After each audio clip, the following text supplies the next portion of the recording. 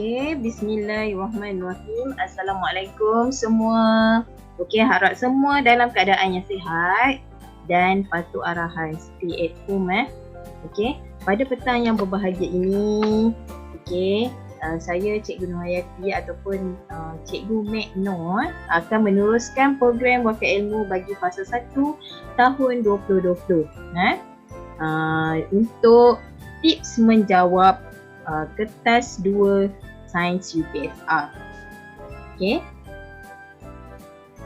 Okey, yang ini adalah profil cikgu. Okey, sedikit tentang profil cikgu. Okey. Cikgu mengajar di SK Binjai. Okey, tahun ni dah masuk 17 tahun dah mengajar. Okey, sebelum kita mulakan bengkel, okey, ini adalah panduan bengkel Okey, bengkel ini dijalankan selama 30 minit sahaja.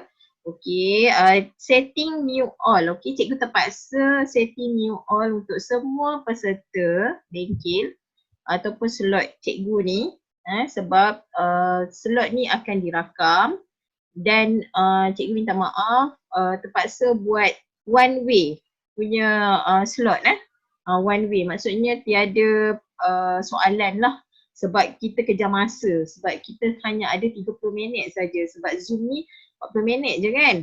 Okey, tapi jangan risau, segala video ataupun bahan cikgu akan masukkan ke channel YouTube Cikgu Mek Nur, FB group Cemerlang Guru Sains dan juga bahan-bahan ni cikgu akan masukkan dalam Telegram. Okey, ini adalah pautan untuk perkongsian bahan Okey.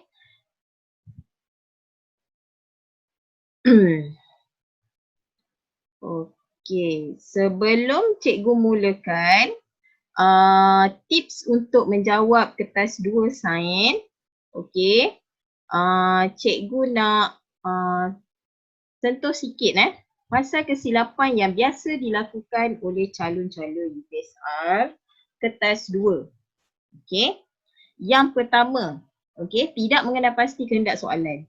Okey, tidak mengenal pasti kehendak soalan ni, contohnya dia tanya, berikan contoh bahan bagi bahan kimia P dan Q. Lepas tu banyaklah murid-murid jawab asid alkali. Dia tanya contoh bahan. Contoh bahan untuk asid ataupun alkali. Awak sepatutnya bagilah air limau ke sabun ke kan. Jadi kena tahu dan kena pasti kehendak soalan. Okey, yang kedua, tidak membuat perbandingan bagi pemerhatian dan inference. Okey, tips dia kalau menjawab soalan pemerhatian dan inference, pastikan dalam jawapan awak tu mesti ada perkataan lebih ataupun paling ataupun berbanding. Okey, supaya awak tidak terlupa untuk buat perbandingan. Okey, yang ketiga, alasan yang diberi tidak konkret ataupun tidak kukuh. Okey, contohnya dia soalan tanya kenapa makanan perlu diletakkan di dalam peti ais atau penyejuk bekuan. Okey, awak bagi tahu kerana mikroisma tidak aktif. Okey, alasan tu tidak konkret. Awak sepatutnya beritahu kerana mikroisma tidak aktif pada suhu yang rendah. Suhu yang sangat rendah ataupun kenapa makanan perlu dimasak pada suhu yang tinggi. Okey, kerana mikroisma tidak akan mati pada suhu yang tinggi. Jangan tulis kerana mikroisma mati je, itu tak konkret. Okey, boleh ubah tanpa parameter yang sesuai ataupun tiada parameter. Okey, yang selalu jumpanya awak akan tulis macam ni. Hari yang berbeza. Okey, jenis permukaan yang berlainan. Okey, hari tu tak perlu dah parameter sebab dia bukan objek. Jenis permukaan berlainan pula kita dah tahu itu adalah PB. Kalau buat dia PB, tak payah PM, tak perlu dah berlainan. PM, kita dah tahu dah itu PM. Cukup dengan ada parameter dan objek saja untuk boleh ubah. Okey, yang kelima, membuat kesimpulan yang terlalu umum. Okey, Contohnya awak buat jawapan tumbuhan memerlukan keperluan asas untuk hidup. Okey, yang tu umum. Awak perlu tulis apakah keperluan asas dia. Tumbuhan memerlukan air, cahaya udara, cahaya matahari, udara untuk terus hidup. Kena detail Yang keenam, penggunaan perkataan yang tidak sesuai atau terlalu ringkas. Contohnya dia tanya, apakah cara untuk mengurangkan daya geseran? Awak jawab pengguling ataupun roda. Tu je awak tulis. Perkataan tu terlalu ringkas. Patutnya bila dia tanya cara, perlulah letak kata kerja, meletakkan pengguling, menggunakan roda. Supaya dia lengkap. Ayat yang tidak lengkap, tidak menulis unit ataupun jalan pengiraan terlalu ringkas. Ayat yang tidak lengkap ni contoh dia macam ni lah. Situasi di mana belalang. Kita rendamkan kepalanya ke dalam air. Dia tanya inferen.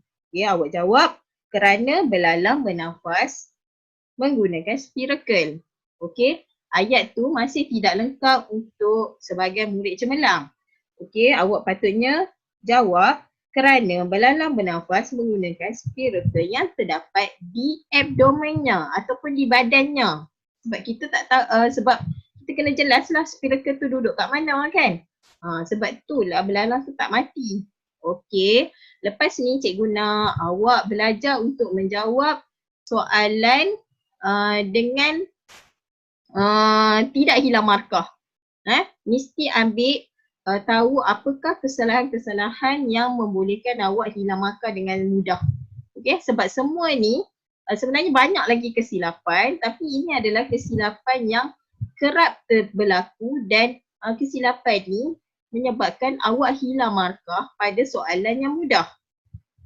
Sepatutnya soalan tu boleh dapat markah, tapi benda yang remeh-remeh macam ni kan awak hilang markah.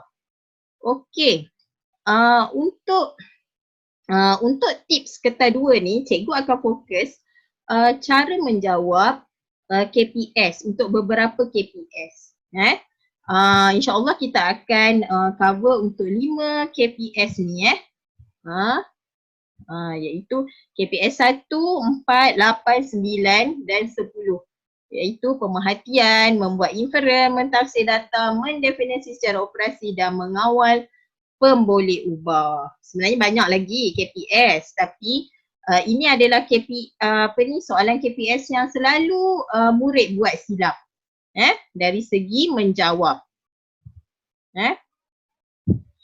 Kita tengok yang pertama. KPS yang pertama iaitu pemerhatian.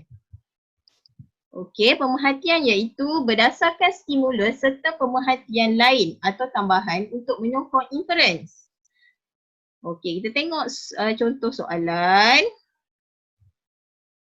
Raja di bawah menunjukkan Naufal melepaskan sebuah kereta mainan menuruni landasan condong yang melalui permukaan P dengan jarak 3 meter. Dia mengulangi pensiasatan ini dengan menggunakan permukaan Q pada jarak yang sama. Jadi kita dah tahu soalan ini menggunakan dua jenis permukaan yang berbeza tapi jarak yang sama dan kereta mainan yang sama.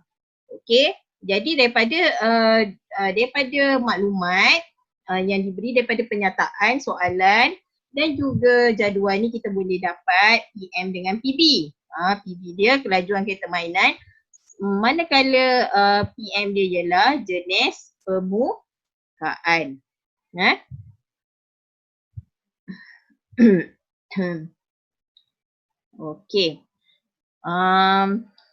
Kita tengok soalan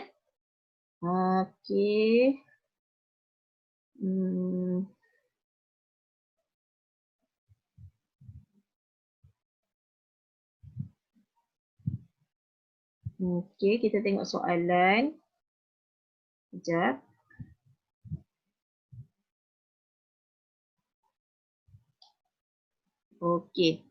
Tengok soalan. Okey, apakah pemerhatian yang dapat dibuat berdasarkan penyiasatan di atas? Okey, apakah pemerhatian yang dapat dibuat berdasarkan penyiasatan di atas?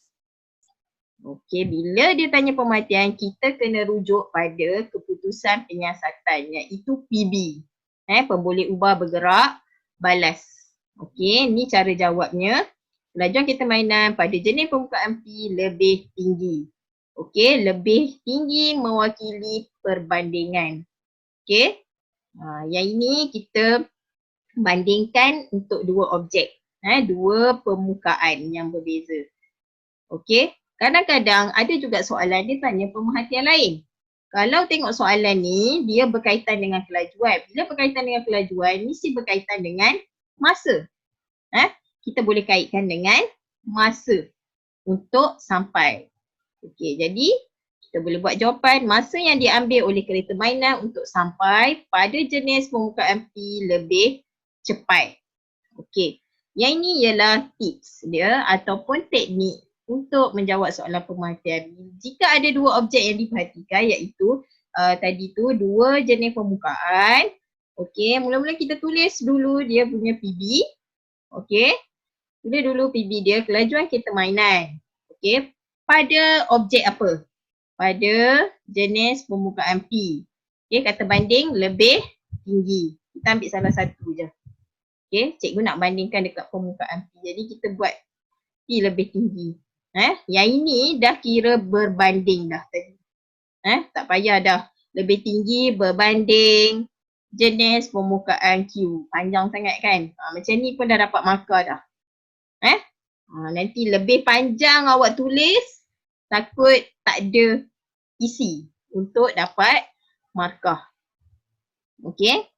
Nak tulis pun tak ada masalah sebab bila awak tulis macam ni pun dah dapat markah dah. Kalau nak tulis berbanding jenis permukaan Q pun boleh, tak ada masalah. Okey? Yang ini soalan yang kedua. Okey, soalan yang kedua kita menggunakan 3 objek. Itu lebih daripada 2. Okey, bila lebih daripada 2 macam ni kita nak buat pemerhatian.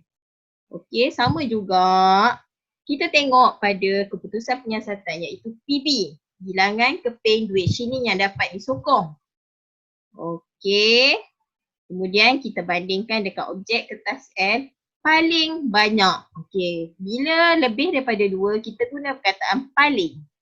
Paling tu dah menunjukkan perbandingan untuk objek yang banyak. Okey, lebih daripada 2, 3, 4, 5, 6, tak kira lah berapa pun.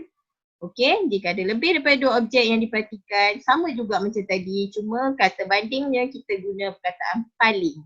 Kalau 2, kita guna perkataan lebih. Kalau lebih banyak, kita guna paling. Okey. Ini. Okey, kemudian kemahiran proses sains yang kedua yang kita akan bincang iaitu membuat inference iaitu KPS 4. Okey, membuat kesimpulan awal yang munasabah sama ada benar atau tidak untuk menerangkan suatu pemerhatian. Okey, inference ni dia akan datang selepas kita buat pemerhatian. Jadi kalau dalam soalan tu tak tanya pemerhatian, awak kena buat pemerhatian sendiri. Baru kita boleh buat inference. Okey, yang ini adalah contoh soalan untuk soalan yang sama juga macam pemerhatian, cuma kita tanya inference. Bila tanya inference, kita mesti tengok kena refer pada tajuk, pada topik. Okey, bila tajuk kelajuan, kita boleh kaitkan dengan daya geseran sebab kereta tu bergerak cepat atau lambat, mesti berkait dengan geseran. Jadi kita boleh buat jawapan daya geseran pada jenis permukaan P kurang berbanding jenis permukaan Q. Okey, yang ni kita guna perkataan berbanding. Kurang berbanding sebagai perbandingan. Okey. Soalan yang sama juga macam pemerhatian, kita nak tahu inference. Okey, sama juga macam tadi, nak tahu pasal inference, kita kena kaitkan dengan topik. Okey, Yang ini, topik ni tentang kekuatan bahan. Kekuatan bahan ada di tahun 5. Okey, bila kita cerita pasal kekuatan bahan tahun 5, dia berkaitan dengan ada 2 faktor yang berkait dengan kekuatan bahan, iaitu jenis bahan dan bentuk struktur. Tapi untuk soalan ni, dia berkait dengan bentuk struktur lah, sebab struktur lipatan tu, berapa banyak bilangan lipatan setiap objek, setiap kertas. Kan? Okey, ni cara jawab dia. Okey, bentuk struktur kertas air paling kuat. Bentuk struktur kertas air paling kuat. Okey. Paling tu menunjukkan perbandingan untuk 3 objek. Bentuk struktur tu.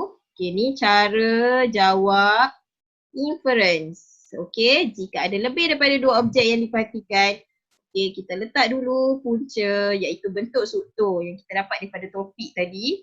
Objek, kertas L, kemudian kata banding paling kuat. Okay, yang ni saja dah dapat markah dah. Payah jawapan yang panjang-panjang. Okey. KPS yang seterusnya ialah mentafsir data. Okey. Dalam soalan KPS mentafsir data ni, biasanya dia akan tanya pola ataupun corak perubahan. Perubahan dekat PB lah biasanya kan. Okey. Kemudian ada juga dia minta kita buat hubungan dan kesimpulan untuk PM, untuk pemboleh ubah, manipulasi dan juga bergerak balas. Okey, kita tengok contoh soalan. Okey. Sebelum kita tengok contoh soalan, kita tengok dulu tips macam mana kita nak buat hubungan. Okey, mula-mula kena pasti PM dan PB sama ada pemboleh ubah tu kualitatif. Kualitatif ni maksudnya pemboleh ubah tu tidak boleh diukur. Contoh dia jenis objek kan, kita tak boleh nak ukur sebab dia tak ada pola, tak ada corak. Okey, jenis objek, keadaan haiwan, jenis litar, semua tu tak boleh ukur. Okey, ataupun kuantitatif, ataupun pemboleh ubah tu kuantitatif, maksudnya boleh ukur. Contoh dia saiz bola. Ketinggian pokok, okey, panjang meja, tu semua kuantitatif, boleh ukur. Okey, jika PM dan PB kuantitatif, dua-dua boleh ukur, maksudnya dua-dua ada corak, ada pola, atau salah satu PM atau PB adalah pemboleh ubah kuantitatif, salah satu, dua-dua kuantitatif ataupun salah satu, PM atau PB, kita boleh guna pola PM, pola PB. Okey. Contoh dia, soalan ni. Okey, PM dia ialah hari. Hari tak perlukan parameter sebab dia bukan objek. PB dia bentuk bulan yang boleh dilihat. Okey, ni tajuk pasal-pasal bulan. Okey, bentuk bulan yang boleh dilihat. Kalau tengok kat sini polanya ada 2. Bertambah dan berkurang. Jadi macam mana kita nak jawab soalan yang macam ni? Okey, nyatakan satu hubungan antara 2 maklumat yang dikumpul bagi penyiasatan di atas. 2 maklumat ni maksudnya PM dan PB. PM dan PB dah ada dah kat sini. Okey, jadi kita guna pola PM, pola PB. Okey, semakin-semakin ni untuk penyedap saja. Kalau tak letak pun tak apa. Janji ada pola PM, pola PB. Okey, semakin bertambah hari, semakin bertambah bentuk bulan yang dapat dilihat sehingga ke hari ke-15. Sebab sampai hari ke-15 dia bertambah. Lepas tu dia berkurang kan? Jadi dan berkurang selepas itu. Ini adalah cara untuk jawab hubungan yang melibatkan 2 pola. Untuk PB dia. Okey. Next. Okey, ni teknik menjawab soalan hubungan guna pola PM, pola PB.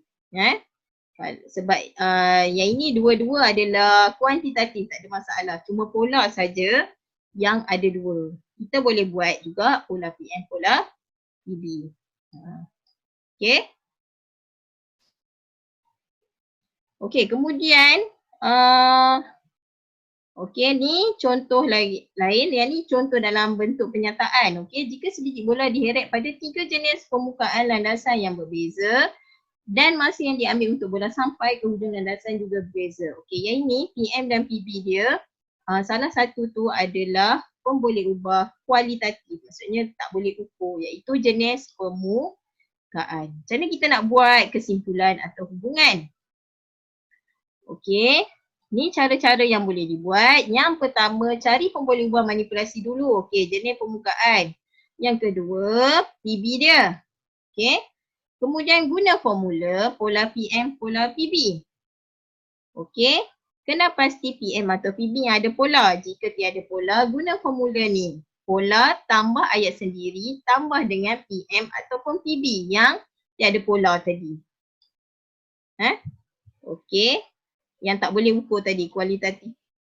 Okey, bagi soalan tadi, contoh jawapan dia macam ni lah. Bertambah kasar jenis permukaan. Sebab kita tahu PM dia jenis permukaan. Mesti ada pola PM. Tapi sebab jenis permukaan tak ada pola, kita tambah perkataan kita sendiri selepas pola. Bertambah kasar, bertambah licin pun boleh Okey, bertambah masa untuk bola sampai ke hujung landasan. Okey, kasar ni ayat sendiri yang tambah. Kita juga boleh ganti dengan licin. Bertambah licin jenis permukaan, berkurang masa yang diambil oleh bola untuk sampai ke hujung landasan. Okey, jika situasi lain kita jumpa pula kedua-dua pemboleh ubah itu adalah kualitatif. Dua-dua kualitatif. Okey, kita boleh guna jika maka jika PM maka PB, Contoh dia macam ni lah. Jika ada kehadiran makanan, maka keadaan haiwan hidup. Okey, ni contoh jawab kesimpulan yang pemboleh ubahnya dua-dua adalah kualitatif. Okey. Okey, seterusnya ialah kemahiran proses sains mendefinisi secara operasi ataupun DSO. Secara ringkasnya DSO. DSO ni ialah memberi tafsiran tentang suatu konsep atau istilah dengan menyatakan perkara yang diperhatikan. Maksudnya kita rujuk kepada penyiasatan. Sebab kita hanya boleh mendefinisi secara operasi sekiranya dijalankan operasi, dijalankan penyiasatan. Baru kita boleh mendefinisi secara operasi. Okey, ni contoh. Okey, contoh penyiasatan terhadap 3 magnet yang berlainan saiz. Dan bila kita tengok keputusan penyiasatannya juga berbeza. Okey, untuk paku P, Q dan R. Okey, apakah yang kamu faham tentang kekuatan daya tarikan magnet? Okey, yang ini dia tanya DSO lah. Definisi secara operasi untuk kekuatan daya tarikan magnet. Okey, untuk yang ini cara jawab dia ialah kekuatan daya tarikan magnet adalah bilangan paku tekan yang dapat ditarik oleh magnet. Okey, kita tengok cara untuk jawab dia. Okey, apa yang hendak didefinisikan ataupun isunya. Okey, kita tambah dengan kata hubung dan tambah dengan PB. Boleh ubah bergerak balas. Okey, kekuatan daya tarikan magnet. Itu adalah isu ataupun yang hendak didefinisikan. Okey, adalah ni kata hubung. Bilangan paku tekan yang dapat ditarik oleh magnet adalah PB. Boleh ubah bergerak balas. Okey, kata hubung lain yang kita boleh guna ialah berdasarkan selain daripada adalah. Okey, dan apa-apa saja kata hubung yang boleh diterima, tapi better guna yang inilah. Tak payah nak fikir yang lain pula, takut skema lain, skema tahun berubah. Okey, jadi salah pula. Okey, yang ni contoh yang kedua. Okey, tentang asid dan alkali dan juga bahan neutral. Okey,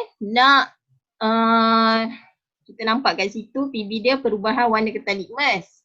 Okey, dia tanya apa yang anda faham tentang bahan neutral? Okey, DSO tentang bahan neutral, macam mana nak jawab? Okey, bahan neutral adalah tiada perubahan pada warna ketan litmus biru dan merah. Okey, bahan neutral ialah yang nak didefinisikan ataupun isu dia adalah kata hubung tiada perubahan pada warna kertas limas biru dan merah adalah PB ataupun apa yang kita perhatikan dalam penyiasatan. Okey, KPS yang terakhir iaitu mengawal pemboleh ubah. Okey, yang ini yang paling penting. Okey, sebab apabila awak jawab soalan yang berbentuk penyiasatan, awak mesti kena pasti PM, PB dan PUMA terlebih dahulu. PUMA tu pemboleh ubah yang dimalarkan. Okey. Macam mana kita nak buat pemboleh ubah? Okey, pemboleh ubah mesti ada parameter dan objek. Okey? Parameter dan objek. Objek mesti ada parameter baru kita boleh jadikan dia sebagai pemboleh ubah PM ke, PB ke, PUMA ke. Okey, kecuali yang bukan objek. Contoh dia masa ataupun apa-apa saja yang bukan objek tak perlukan parameter. Contoh dia hari, minggu, tahun, minit dan juga bulan. Okey. Okey, ini adalah clue untuk membina pemboleh ubah. Okey, awak tengok dekat gambar ataupun ayat ada kecil, besar, gemuk, kurus. Jadi parameter yang sesuai ialah saiz. Okey, lebih banyak, sedikit, mencukupi. Kuantiti air, kuantiti udara dan sebagainya lah. Okey, kalau ada tak ada. Okey, dapat tak dapat. Okey, kita guna hadiran. Okey, awak boleh tengok ni kat sini. Ni adalah clue untuk membina pemboleh ubah. Okey. Ni adalah contoh 2 batang pokok bunga raya ditanam di hadapan rumah Ali. Kedua-duanya disiram dengan kuantiti air yang sama tapi dibekalkan dengan jumlah baja yang berbeza. Selepas sebulan, satu daripada pokok tersebut menghasilkan lebih banyak bunga. Sekarang ni cikgu nak ajar macam mana kita nak kenal pasti pemboleh ubah. Okay, mula-mula kita senaraikan semua perkara yang terlibat ataupun objek yang terlibat. Okay, ni ada 5 kan. Okay, kemudian kita letak parameter yang sesuai berdasarkan penyataan tadi. Letakkan parameter yang sesuai. Okay, dan semua ni kita jadikan dia sebagai pemboleh ubah. Tapi tak semua perkara ni boleh dijadikan PM, PB ataupun PUMA. PUMA tu pemboleh ubah malar. Kita boleh jadikan dia pemboleh ubah manipulasi ataupun gerak balas. Sebab pemboleh ubah hanyalah kita boleh ambil yang mana mempengaruhi keputusan penyiasatan sahaja. Okey? Jadi daripada bila kita dah senarai ni semua, okey, kita tengok balik dekat ayat tadi, penyataan tadi. Okey? Pemboleh ubah manipulasi ialah jumlah baja. Okay, pemboleh ubah yang bergerak balas ialah bilangan bunga yang dihasilkan. Dan pemboleh ubah malar ialah jenis pokok ataupun tempat penyiasatan dan kuantiti air. Okey, ini semua kalau kita tukar, katakan kita guna jenis pokok yang lain, keputusan penyiasatan akan jadi lain. Sama juga dengan tempat penyiasatan, kuantiti air. Kalau kita ubahkan, dia akan mempengaruhi keputusan penyiasatan. Okey, bila dia mempengaruhi keputusan penyiasatan, itulah yang kita boleh ambil sebagai pemboleh ubah. Bilangan bunga yang dihasilkan ialah keputusan yang kita nak tengok. Penyiasatan, keputusan penyiasatan yang kita nak tengok. Okey, jadi cikgu harap semua faham. Okey, sampai sini saja. Mungkin kita akan jumpa pada slot yang akan datang untuk perkongsian yang lain pula. Okey, sekian dulu daripada cikgu. Okey, semua sebarang soalan ataupun kemusykilan bolehlah dikemukakan di ruangan channel Telegram ni. Okey, dan bahan untuk slot hari ni akan cikgu masukkan di sini. Dan juga video ni akan cikgu masukkan di channel YouTube Cikgu Magno. Okey, boleh subscribe, like dan share. Okey, dan juga Facebook group Cemerlang Sains bersama Cikgu Magno. Okay, semua tu boleh didapati di pautan pautan yang cikgu bagi tadi ya. Okey, sekian dulu. Terima kasih. Jumpa lagi. Assalamualaikum.